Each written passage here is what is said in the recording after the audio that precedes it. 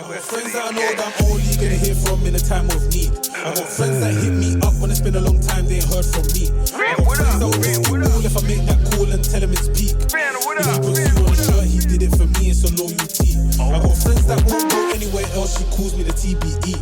I got friends that I call my G, couple day ones with me. I got friends that started out like that, but she turned into a queen. Back in the palace ain't where you find my royalty. Finna black out, max out. The last topic we're going to discuss on Boxing Bros are predictions for the upcoming fight between Joshua Buatsi and Dan Azeez. So I'm going to turn over to Dollar Bill. Who you got? This is a tough one for me, but I'm just going to go out on a limb and say Buatsi. Yeah.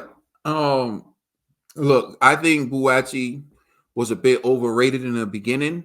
And I pointed out, people were talking about Buatsi like he was better than Anthony Yard, although Anthony Yard had shown his pedigree in fights with Sergey Kovalev, and he lost to Lyndon Arthur the first fight. I thought he should have got the decision, came back in the rematch, and he stopped Lyndon Arthur, fought Arthur Beterbiev, and gave Arthur Beterbiev a tough fight, a much tougher fight than Callum Smith. And I was always on the side of Anthony Yard is better than Joshua Buatsi.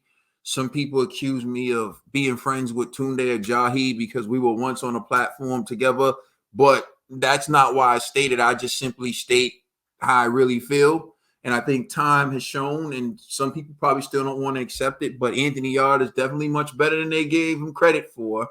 And I just felt like Anthony Yard would beat Joshua Buatsi.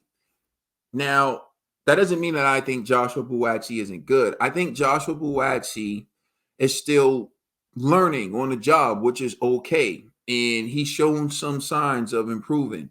Dan Azeez is, to me, the flavor of the month in the UK. You know, he's like that Dan Acoli dude who got beat up by Fabio Wardley. Every now and then there's a guy who catches fire in the UK and people stop pushing him and people stop hyping him up. That's not to say that Dan Azeez isn't a good fighter. I just think that Joshua Buatsi's better. And I think that Dan Azeez is catching a lot of fans and people because he gives like good knockouts, but I don't think his boxing skill is up to par. And that's why I think Joshua Buatsi has him. So I'm predicting Joshua Buatsi to beat Dan Azeez by a comfortable decision. Let us know how you feel in the comment section. Please like and subscribe. Check us out on Instagram and Twitter. And please check out our podcast on all major streaming services. Shout out G, even though he couldn't be with us today. Shout out to TBE, even though he had a dash out. That's Caden, I'm Trill. Thank you for rocking with us.